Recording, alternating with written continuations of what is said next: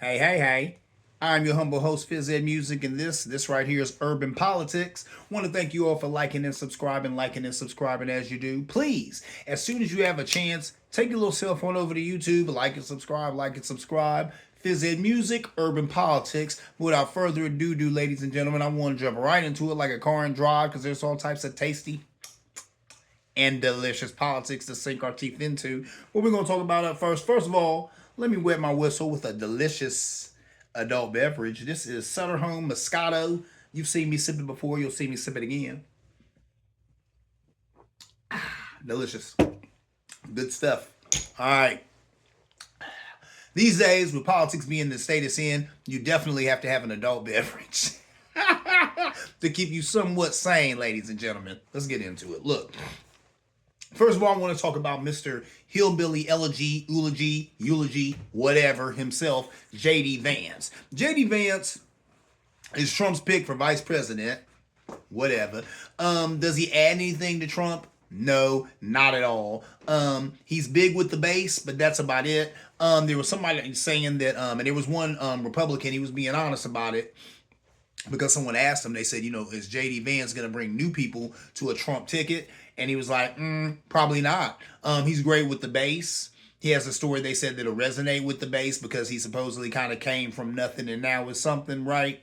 But that's about it. They said that there's nothing in his past or anything about any of the rhetoric as of date to come out of his mouth that should make anyone think that he's going to bring new voters to the Republican Party. He's not going to do that. The only reason he got chosen by Trump is because he passes the loyalty test, and the loyalty test is complete and utter loyalty to Lord King Trump. And J.D. Vance is all about that. So there it is, you know what I'm saying? So it wasn't hard for him to get that VP spot, right? In his speech, it's interesting what he said. I want to really dwell on this one thing that he said because I think this is the meat of this whole Republican sandwich right here. He said, "This is not a creedal country." Think about that. This is not a creedal country, right? A creed is something you live by, right? What is the creed of America? Well, so we should not be living by the Constitution, which is the creed of the USA.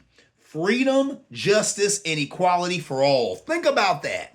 He said up there and he said, this is not a creedal country, saying that we shouldn't live under these creeds of freedom, justice, and equality for all. Now, I'll tell you this. He does believe in freedom, justice, and equality, just for not anybody who looks like me, right? He wants it for people who look like him, which is interesting because his wife is of color.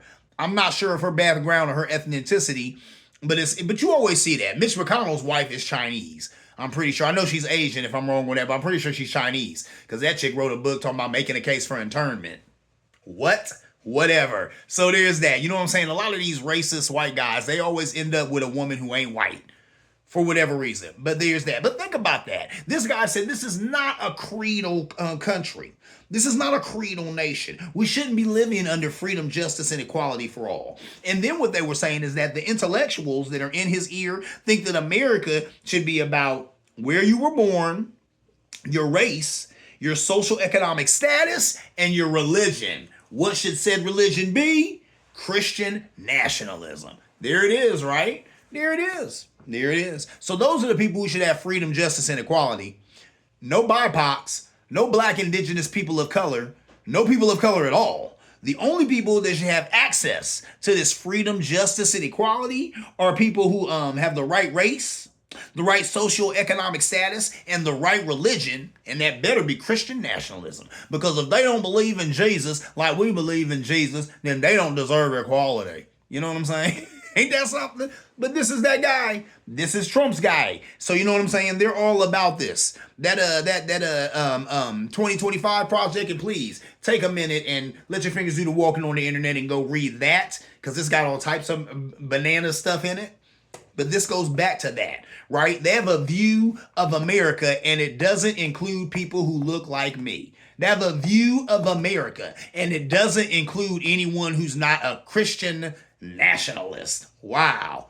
There it is. And he said it right there. He said it right there. That right there is letting you know they're going to throw all that crap out the window. Freedom, justice, equality for all. Get rid of that. That's old hat to them. They don't want to hear that crap anymore. Forget that. And they don't need to mask it anymore either. They just gonna come out and say it. What did Trump say a little while ago? And an ex-friend of mine happens to be a Republican, gonna try to, he didn't mean it like that. He came out and said what? I am a nationalist. What? Nationalist? White National Socialism? That's called Nazis, ladies and gentlemen. That's Hitler, okay? That's that. And he said it. He said, I'm a nationalist, right? And he goes, oh, that just means he's, America first. Whatever, man. I'm not stupid. And I know dog whistles when I hear him, and Trump ain't even smart enough for a dog whistle. He just spits it out his mouth, and he spit it out. He's a nationalist. That's right, a white nationalist, a racist. So that's what it is, ladies and gentlemen. So there it is, which is really pathetic. It's pathetic. But this is what they want. And that's why I tell people all the time. People are like, oh, we got to stop Trump. Oh, we got to stop Trump. I hear that. And that's good. And yes, we do.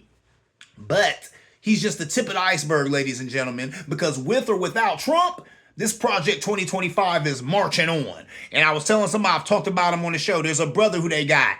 And this brother is going to be the new face of the Republican Party. And I guarantee you, he'll be effective. So we better be ready for that. You better be ready for that. Please put your thinking cap on. Please stop believing the propaganda that gets thrown in your face, ladies and gentlemen. Let me keep on reading, because there's one other thing I wanted to bring up that goes to this. Speaking of the RNC, I want to say that's where J.D. Vance was at when he did this speech talking about this shouldn't be a creedal nation. Hulk Hogan, why would I be talking about anything that comes out of that buffoon's mouth? Hulk Hogan, anyway, said, only those who support Trump are real Americans. That's what he said. Only those who support Trump are real Americans. What does that mean? That means the rest of us are not real Americans.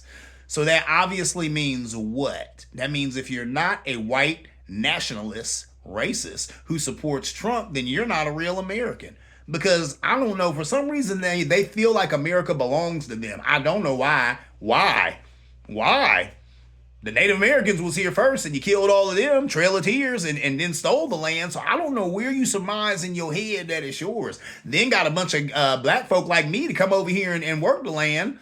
If you listen to some people, they say that we were already here and we're the Native Americans. Whatever. You found some brown people to work the land that wasn't yours to begin with. So I don't understand how these white nationalists have some kind of weird ownership of America. You've never done anything to own America at all. You don't even help it.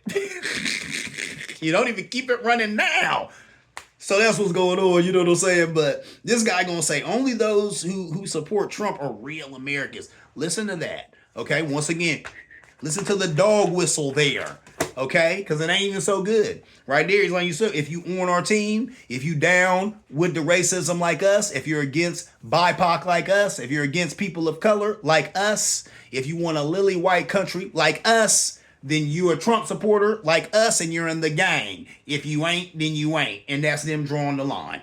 Hulk Hogan of all people. You know what I'm saying? So listen to the language, ladies and gentlemen, and remember this when it's November and you're at the ballot box, because some of y'all are stupid and some of y'all are not paying attention, and these buffoons will squeak by. We already did 4 years of this, guys. Country can't take another 4 years of Trump.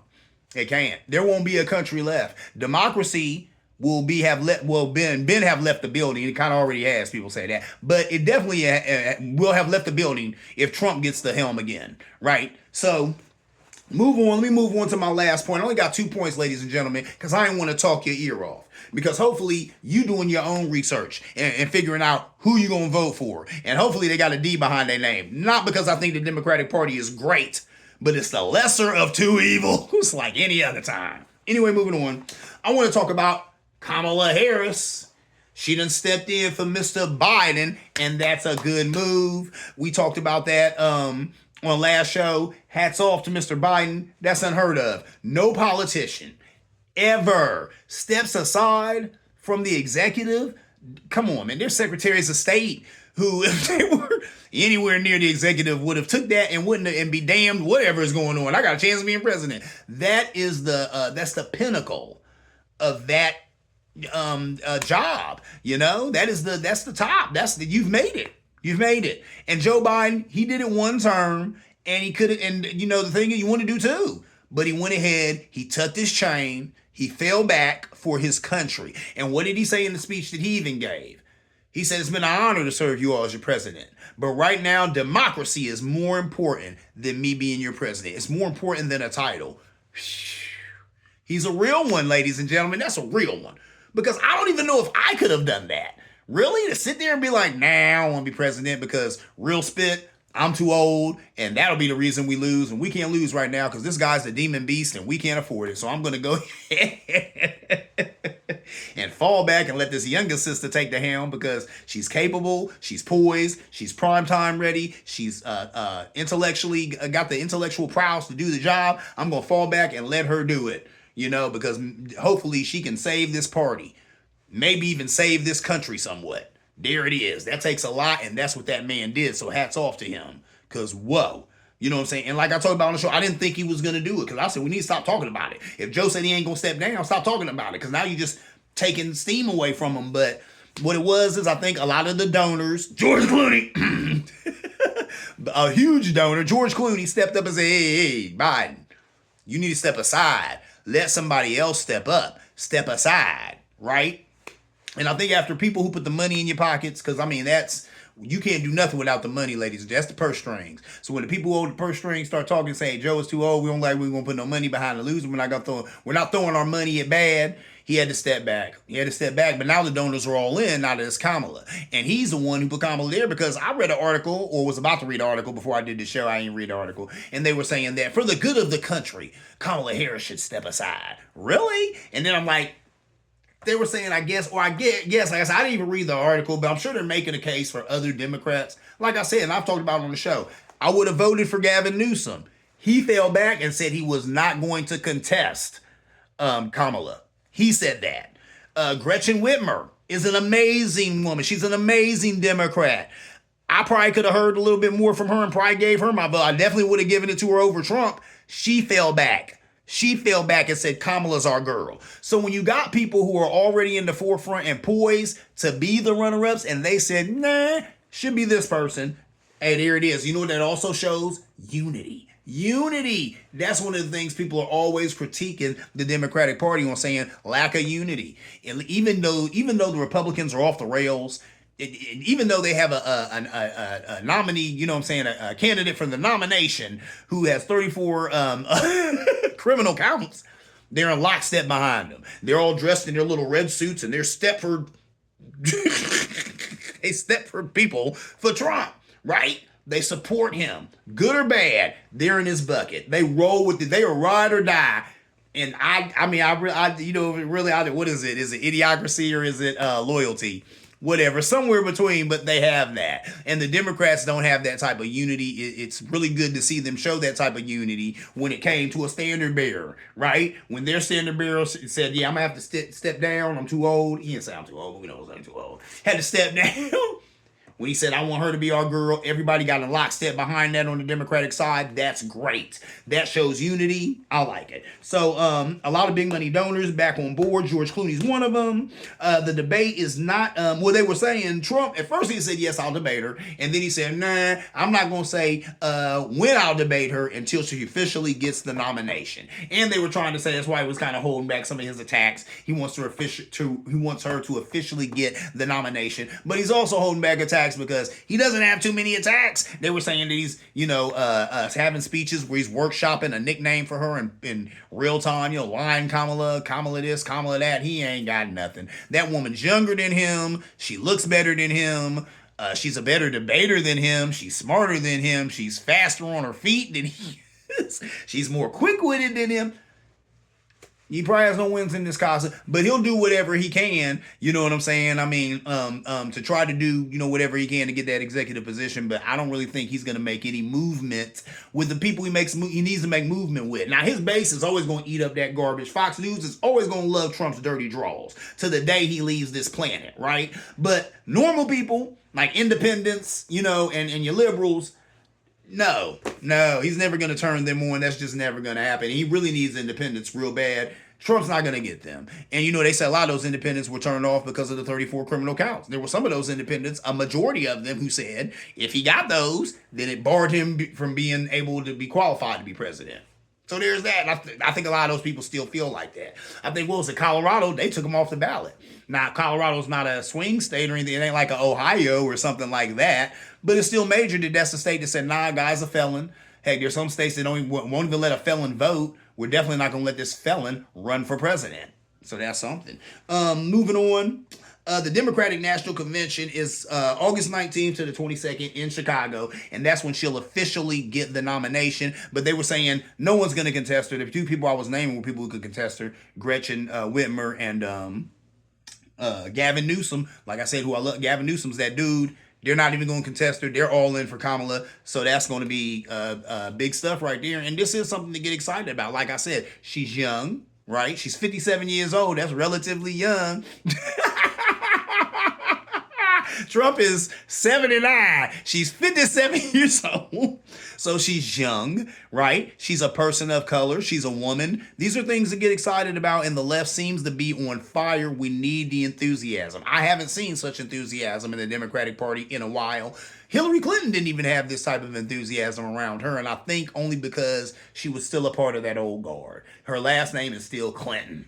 But Kamala Harris is new. There ain't no Harrises. You know what I'm saying? The Harrises ain't been a dynasty. So this is new. Like I said, she's of color. She's a woman. So these are things to get excited about, and the left is super excited. And then the biggest thing on the left is what? Abortion rights. And she's like a poster child for women's rights, right? So, wow. You know what I'm saying? It's looking like a no-brainer, but this race could still be the Democratic Party's to lose. So please do not rest on your laurels, ladies and gentlemen. Go out there, get out the votes. Whoever you want to vote for, you better get hard and heavy for them. We're a couple of months away, and it's still anybody's game. Look at the numbers. They said Trump and Kamala are running neck and neck. I wonder who they be asking these polls, though, because I don't think they're running neck and neck. I think she's probably beating them. But whatever. That is my time, ladies and gentlemen. I do not have an IPA of the week. I've been out here sipping IPAs, but none of them new ones. The ones that I like are the ones that I like. I'm sipping the ones that I like, but the ones that I like, I've already talked to you about. So, oh well. I got to find some new ones that don't taste like garbage that I want to talk about. But for right now, I'm going to continue to sip on my Sutter Home Moscato here, right? And as always, I want to thank you all for liking and subscribing as you do. Please, as soon as you have a chance, take your little cell phone over to YouTube, like and subscribe. Phizzed Music, Urban Politics. And as always, ladies and gentlemen, I'm going to see you around like a donut.